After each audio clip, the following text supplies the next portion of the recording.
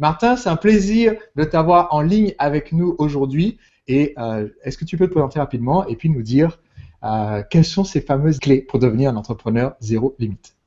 Alors, Sébastien, d'une façon très brève, pour me présenter, eh bien, j'aime toujours, avant de lancer plein d'artifices, dire que je suis un gars bien ordinaire, papa de 2 enfants, un de 8 ans, un de 5 ans, marié depuis maintenant 12 ans. Et dans ma profession, eh bien, je suis un conférencier, un expert en psychologie de la performance et en leadership. Donc, ça fait maintenant 14 ans que je suis conférencier. Donc, moi, dès ma sortie des études, je me suis lancé dans le business du développement personnel et professionnel. Et ce qui a vraiment déclenché cet éveil-là pour moi de vouloir aider les gens et de vouloir partager mon message, c'est que je suis un ancien joueur de hockey. En 2001, j'ai eu le privilège fantastique d'agir à titre de capitaine de l'équipe canadienne de hockey au championnat du monde qui s'est déroulé à Zakopane en Pologne. Et lors de cette compétition-là, j'ai passé à quelques millimètres de mourir lorsque j'ai été atteint ici d'une lame de patin à la gorge qui est venue me faire frôler la mort de quelques millimètres.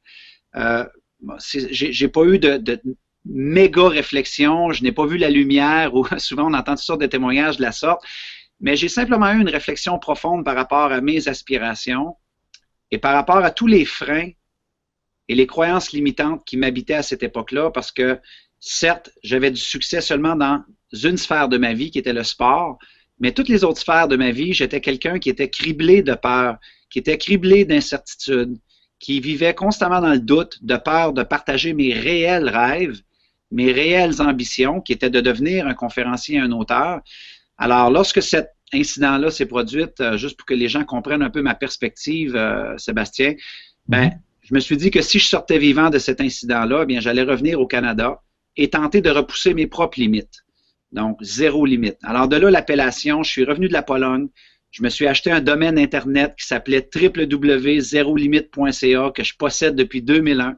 Et naïvement, Sébastien, j'ai pensé que je pouvais me lancer comme ça, conférencier, coach, auteur, parce que je voulais faire réaliser aux gens ce que j'avais réalisé en Pologne, qui était à quel point est-ce que la vie est fragile et à quel point est-ce que on doit s'accorder la permission de repousser nos limites, d'aller à la poursuite de nos rêves, d'aller chercher les bons enseignants, les bons guides et de vraiment essayer de faire de sa vie un chef-d'œuvre pendant qu'on est sur Terre. Alors, sans un sou en poche, sans crédibilité, sans aucune notoriété, mais je me suis lancé à la poursuite de mon rêve et rapidement, à ma grande surprise, parce que j'ai été chercher des mentors, comme que tu le fais avec tes étudiants, parce que j'ai été chercher les bonnes stratégies, les bons conseils, eh bien, 8 mois après mon lancement d'activité, j'étais déjà auteur d'un best-seller vendu à plus de 25 000 exemplaires. Aujourd'hui, je suis l'auteur de 4 livres best-sellers, tout près de 100 000 exemplaires vendus. J'ai le privilège fantastique d'agir à titre de coach, consultant pour des organisations qui représentent certaines des plus grandes marques au monde, donc BMW, Mercedes, Toyota, Lexus, BRP, des banques, donc un peu plus de 2000 clients au cours des 14 dernières années. Et ce qui nous amène ici aujourd'hui, Sébastien, c'est que en 2010-2011, eh bien, les clients de plus en plus me demandaient, Martin, lorsqu'on veut devenir un infopreneur, un web entrepreneur, un coach, un auteur, un formateur, souvent, ça nous prend une grande notoriété. Ça nous prend les bonnes stratégies. Comment est-ce que toi, tu as fait pour te lancer à partir de rien alors que tu sortais de tes études? Tu n'avais pas de gros titres prestigieux, tu n'avais pas une grosse éducation. Alors, comment tu as fait pour cartonner rapidement dans cette industrie-là? Pas juste sur l'Internet, parce qu'à cette époque-là, je ne faisais pas de l'Internet. Ça fait seulement 3 ans que j'ai commencé et depuis ce temps-là, on a des résultats exceptionnels. Mais les gens voulaient savoir comment je m'y étais pris. J'ai seulement 39 ans et ça fait maintenant tout près de 10 ans que j'agis dans des grosses compagnies auprès de des présidents, des vice-présidents. Donc, les gens étaient très intrigués de savoir quelles sont les stratégies, le marketing qu'on doit mettre en place et surtout en l'attitude, la confiance, la psychologie qu'on doit mettre en place pour exceller dans cette industrie-là. Et c'est là qu'on a lancé l'Académie Zéro Limite. C'est le genre de programme qui existe beaucoup aux États-Unis. Hein? Ali Brown, Lisa Sasevich, Jeff Walker, Brendan Burchard, James Malinchak, mais il n'y avait personne en français qui avait vraiment lancé la complémentarité de tous les véhicules qu'on peut utiliser. Et ayant eu le privilège d'exceller dans tous ces véhicules-là, eh bien, on a répondu à la demande et on a lancé le programme de l'Académie Zéro Limite. Donc, dans une présentation de 5 minutes, c'est qui je suis dans la vie de tous les jours. Ouais. Et je trouve intéressant justement le point dont tu viens de parler, qui est la connexion entre les états d'esprit, ce qui va faire que quelqu'un est un gagnant, et ensuite les stratégies dont il a besoin pour réussir à gagner plus déjà avec son activité, avec son entreprise, en utilisant Internet. Donc, je Oui. pense que ça va être intéressant au fil de ta présentation aujourd'hui de voir justement en quoi ces états d'esprit-là influencent sur l'application des stratégies. Exactement. Ben, on peut rentrer tout de suite dans le sujet, Sébastien, parce que c'est sûr, pour les gens qui sont à l'écoute aujourd'hui, il faut bien comprendre que vous êtes à l'écoute ici. C'est soit que vous êtes déjà coach, déjà formateur, déjà consultant, auteur ou infopreneur, certainement, ou que vous ne l'êtes pas et vous êtes intrigué sur la question de comment est-ce que je peux me lancer. Est-ce que l'Académie Zéro Limite peut être pour moi? Certainement. On va parler de des stratégies, hein? On va vous montrer les outils et à quel point est-ce que c'est complet comme formation. Mais je pense que, et on en parlait, Sébastien, avant la formation d'aujourd'hui, on ne vous rendrait pas service si on ne parlait pas de la psychologie et des états d'esprit qui sont nécessaires aujourd'hui pour gagner dans l'économie d'aujourd'hui. Si vous considérez vous lancer dans une telle industrie, ce qu'on a réalisé au cours des dernières années, Sébastien, c'est qu'il y a beaucoup de gens qui achètent des produits sur Internet ou des produits même de développement personnel, hein, des livres, et ils vont être inspirés parce qu'ils sont à la recherche de techniques, de nouvelles promesses, et c'est parfait ainsi, il n'y a aucun problème avec ça. Mais très souvent, ces gens-là, malgré l'investissement, vont abandonner rapidement parce que la psychologie ou leur comportement n'est pas nécessairement actualisé, n'est pas en place. Alors, je vais couvrir un petit cadre de travail qu'on partage souvent dans les organisations, ce qu'on va, espérons que ça va pouvoir aider les gens qui sont à l'écoute. C'est un cadre de travail en 6 étapes. Et si les gens regardent un peu ici à l'écran, mes doigts, c'est un peu comme si on avait une courbe. Nous, on appelle ça la courbe de l'excellence de soi. Donc, ça part d'ici. On a une courbe qui descend et qui monte jusqu'ici. Donc, la courbe de l'excellence de soi dit ce qui suit. C'est qu'on, numéro 1 ici, on a tous et toutes des résultats actuels. Donc, présentement, vous êtes à l'écoute de cette webconférence. Vous avez des résultats actuels dans toutes les sphères de votre vie. Donc, que ce soit financier, que ce soit entrepreneurial, que ce soit au niveau de vos relations, vous avez des résultats actuels. Et de l'autre côté de la courbe de l'excellence de soi, vous avez des résultats visés. Et très souvent, Sébastien, les gens, c'est à ce niveau-là qu'ils demeurent, à la surface. Ils ont des résultats actuels, ils souhaitent obtenir des résultats visés, ils sont très motivés, ils sont enthousiastes par rapport à l'opportunité d'améliorer leur vie. Et la majorité des gens dans le développement personnel vont leur dire, fixe-toi des objectifs et travaille très fort pour obtenir tes résultats visés. Sauf que là, lorsqu'ils se fixent des objectifs, après 1 semaine, 2 semaines, 2 mois, la motivation fait fausse route, les croyances limitantes reviennent faire surface et ils abandonnent en cours de route et ils se disent, c'était simplement pas pour moi. Ce que la courbe de l'excellence de soi dit, c'est bien simple. C'est que vos résultats actuels, si vous regardez encore ici dans ma petite fenêtre et que vous me voyez, vos résultats actuels, eh bien, ils sont soutenus par des comportements actuels.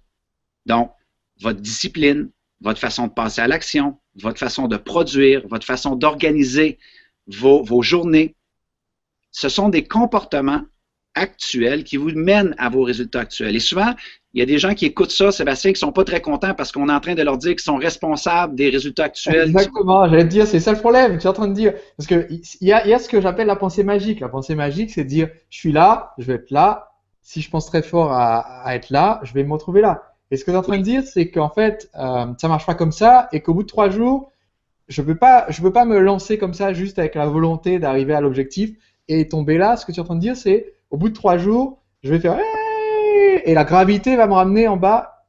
Donc maintenant, la question, c'est comment est-ce qu'on fait pour lutter contre cette gravité et remonter la pente pour atteindre l'objectif Oui, qu'on veut atteindre. exactement. C'est premièrement prendre conscience de la courbe de l'excellence de soi. Par la suite, je vais vous partager 5 endroits où est-ce que vous pouvez focaliser. Et je suis certain que les gens vont se reconnaître dans ces 5 endroits-là, où est-ce que peut-être qu'ils ont abandonné dans le passé ou qui sont retournés à des fausses croyances. Donc, le résultat actuel est soutenu par un comportement actuel et le comportement actuel est soutenu par une psychologie actuelle.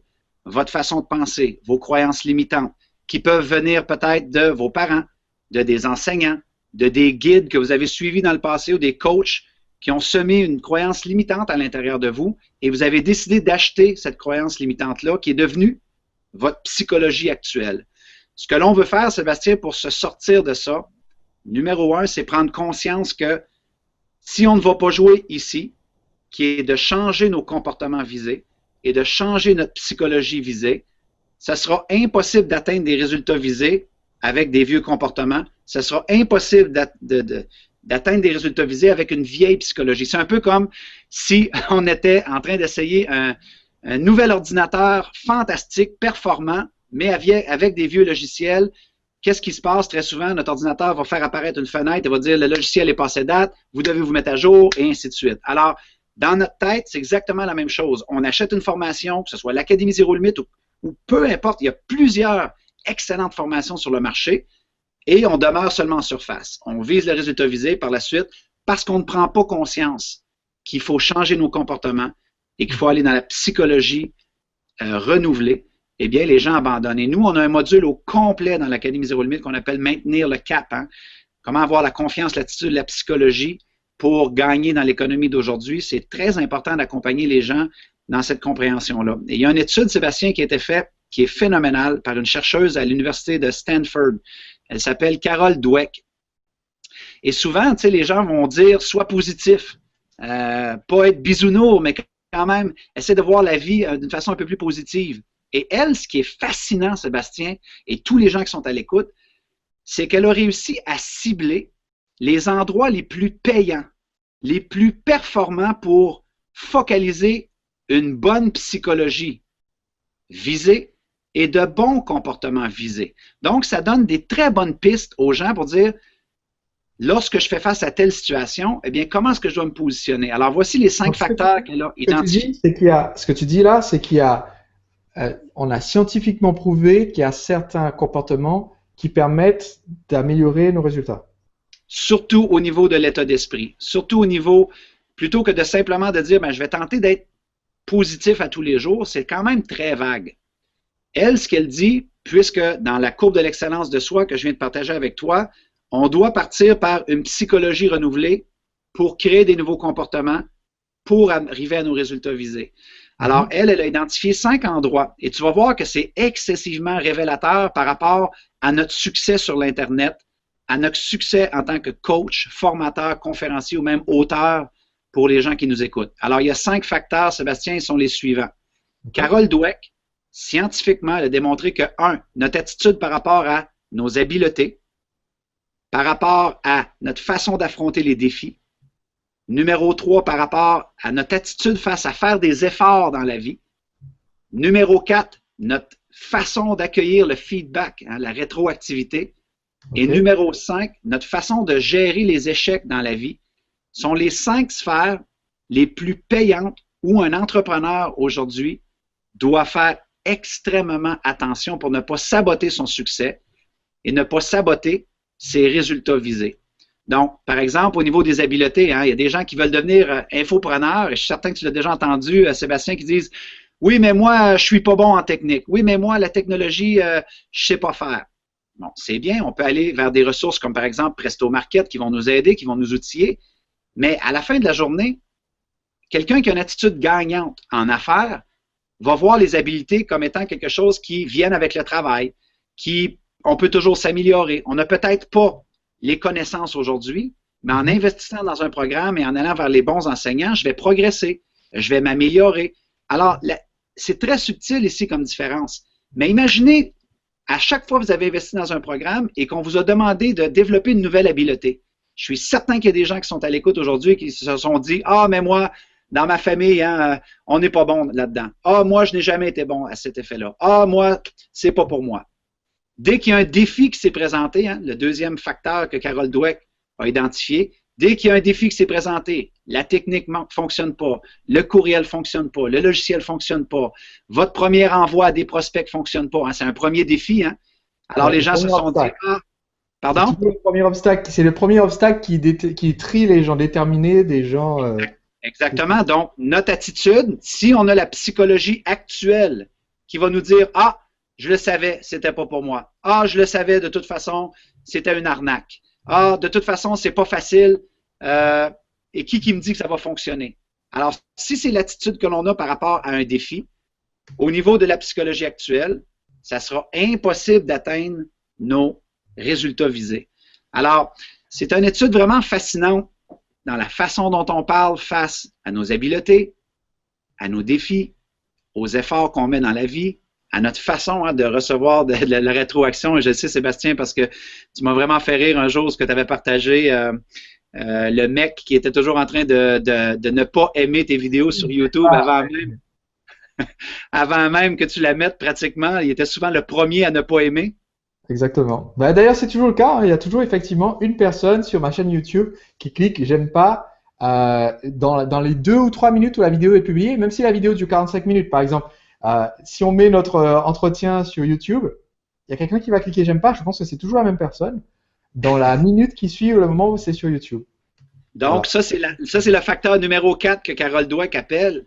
Comment est-ce qu'on reçoit la rétroactivité? Donc, les gens qui nous écoutent, qui veulent avoir du succès sur le web, qui veulent devenir consultants, coach, eh bien, c'est sûr qu'il faut avoir une réflexion psychologique par rapport à la journée où ce que tu vas te mettre à avoir des gens qui vont mettre des commentaires de haine, de critique, d'insatisfaction par rapport à ce que tu fais. Si tu te dis, ah, c'est pas pour moi, c'est trop difficile, bien, il faut comprendre que l'état d'esprit entrepreneurial, et ça, hein, c'est pas juste sur Internet, des présidents d'entreprises qui se font critiquer par leurs employés. Moi, j'en gère énormément. On travaille énormément sur la gestion des ressources humaines, sur la gestion des forces de vente, les clients insatisfaits. Alors, les organisations qui gagnent aujourd'hui, les entrepreneurs qui gagnent aujourd'hui, Sébastien, reviennent à la base et comprennent très fortement que la confiance en soi, c'est très important de toujours maintenir ça. Mais maintenant, avec les recherches scientifiques, on peut venir focaliser où investir nos énergies et où investir notre temps et notre focus pour vraiment performer et obtenir de meilleurs résultats avec notre psychologie et notre comportement. Alors Martin, tu m'avais envoyé pour notre session d'aujourd'hui une petite présentation. Alors là, elle va s'afficher à l'écran dans un instant. Et donc, pour pouvoir passer en revue ensemble les stratégies dont tu voulais justement nous parler pour nous aider à avancer. Donc, je vais l'afficher à l'écran. On devrait le voir dans un instant, je pense. Donne-moi juste un instant. Oui, on peut même aller directement au graphique de la psychologie, la courbe de l'excellence de soi, si tu veux. Ok, j'y suis. Donc, je vais le partager comme ça tout le monde pourra le voir. Voilà. Alors, c'est exactement ce qu'on faisait référence. Donc, c'est de réaliser que si on est dans le rouge, il faut avoir une réflexion par rapport à nos résultats actuels, selon toutes les sphères de notre vie, et aussi être honnête et se regarder dans le miroir sur les comportements actuels. Quelles sont vos habitudes, vos rituels, votre routine qui vous mènent à prendre le type d'action ou le temps que vous allouez ou le focus que vous allouez, à la focalisation que vous allouez à vos rêves, votre rêve entrepreneurial, votre rêve de gagner votre vie sur Internet à partir de votre savoir, à partir de vos stratégies, à partir même de votre propre histoire personnelle. Hein? Nous, on a plusieurs étudiants, Sébastien, c'est fascinant le nombre d'étudiants qu'on a à l'Académie Zéro Limite qui sont partis de leur propre histoire personnelle, sans diplôme prestigieux, sans grande éducation, sans certification, pour devenir des coachs hyper performants parce qu'ils ont réalisé qu'avec une nouvelle psychologie, des nouveaux comportements, eh bien, ils pouvaient aller puiser à même leur histoire personnelle, à partir de rien. Ils pouvaient aller puiser à même leur histoire personnelle beaucoup de notoriété pour se positionner dans le marché, dans l'économie d'aujourd'hui. Alors, ce qui est intéressant, c'est que quand on dit ça, tu vois, souvent les gens se disent, oui, mais moi, c'est différent. Ou alors, oui, mais est-ce que c'est vrai qu'on peut vraiment se lancer sans avoir une certification, sans avoir un diplôme? Et je pense que c'est intéressant de voir, de passer en revue, tu vois, les gens qu'on voit en modèle, parce que est-ce que Martin Latulippe a attendu que quelqu'un lui donne une certification, un diplôme d'infopreneur avant de devenir infopreneur? Non, aucunement. Écoute, si tu vas aux acétates, Sébastien, que tu as sous la main à la stratégie 3, ça va nous permettre de répondre à la question parce que il y a deux choses qu'il faut qu'on dise. Pendant que tu cherches l'acétate, je vais simplement répondre à la question. Donc, numéro 1, dans l'ancien modèle économique, les personnes que l'on écoutait pour nos enseignements, c'était les enseignants universitaires, les gens qui avaient des doctorats, les gens qui avaient des grands titres prestigieux. Même l'ancien modèle de leadership, hein, c'était les gens qui avaient le titre de président, de vice-président, de directeur. C'était des leaders. Et on a rapidement réalisé dans l'économie qu'il y a des gens qui n'avaient pas de titre prestigieux, qui n'avaient pas fait de grandes études, qui étaient des leaders exceptionnel. Et depuis la nuit des temps, on réalise que très souvent, on va aller vers des gens qui n'ont pas nécessairement une grande éducation pour nous aider, pour nous donner des stratégies ou des trucs quand on va traverser des problèmes ou lorsqu'on va se buter à un obstacle que l'on a. Hier, je faisais un webinaire à Sébastien et je partageais une chose vraiment qui m'a jeté sur le cul. Il y a environ 12 jours, j'ai perdu mon meilleur ami à vie, donc seulement 35 ans. Hein. Il est décédé d'un incident complètement stupide en motoneige, vraiment une malchance de la vie. Et il laisse dans le deuil son épouse et son petit garçon de 3 ans. Et l'épouse m'a demandé de faire l'hommage, Sébastien, à la funéraille. Et moi, c'était la première fois qu'on me demandait de faire un tel discours.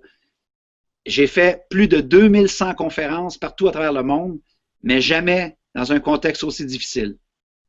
Et ce que j'ai fait, Sébastien, ça ne va pas te surprendre parce que tu as probablement le même réflexe que moi, parce que tu vis dans la nouvelle économie. J'ai été sur Internet et j'ai fait des recherches sur comment est-ce qu'on fait pour faire un hommage lorsqu'on est tellement affecté, lorsqu'on est tellement triste, comment et qu'est-ce qu'il faut dire, qu'est-ce qu'il ne faut pas dire. On a seulement 10-15 minutes pour faire ce genre d'hommage-là.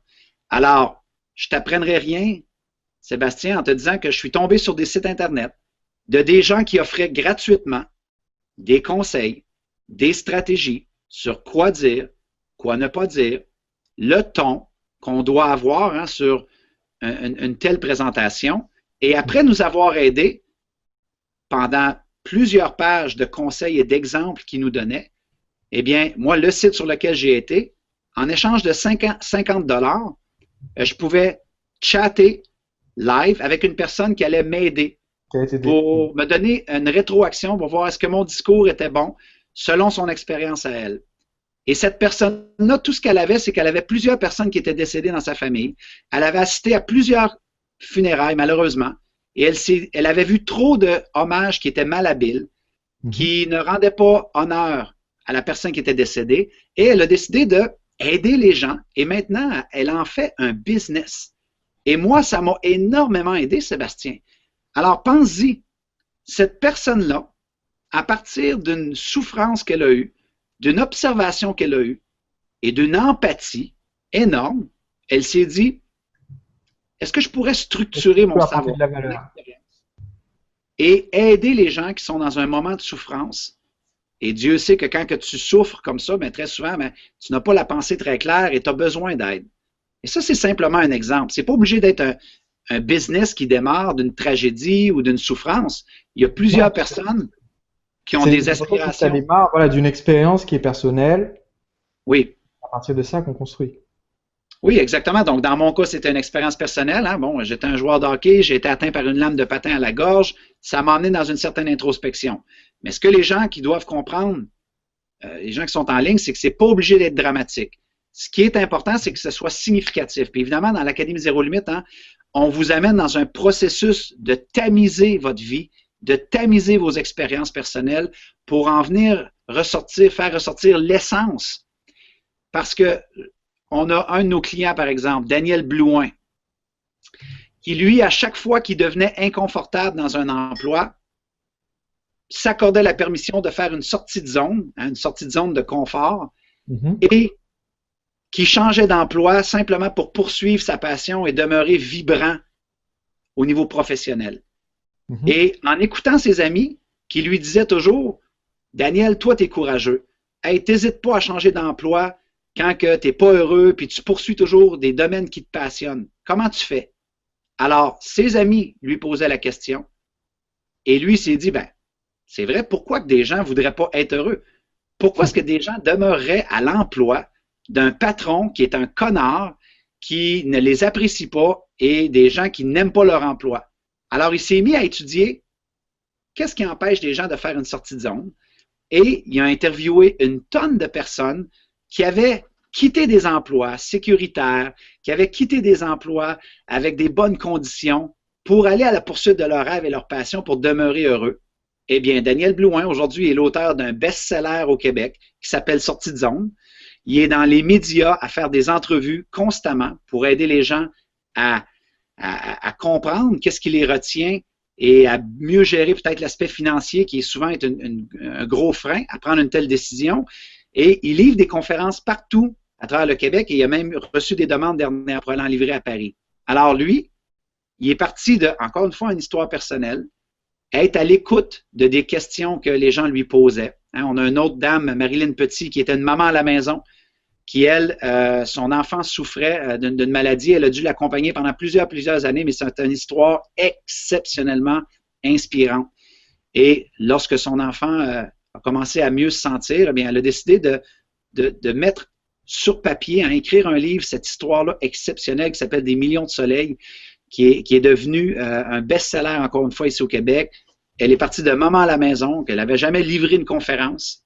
Et maintenant, on lui a enseigné, hein, puis elle fait des conférences d'impact partout à travers le Québec sur son histoire. Alors ça, c'est le volet histoire. Et les gens, Sébastien, tu as raison, ils se disent toujours, oui, mais moi, j'ai rien de spécial. C'est pas obligé d'être spécial.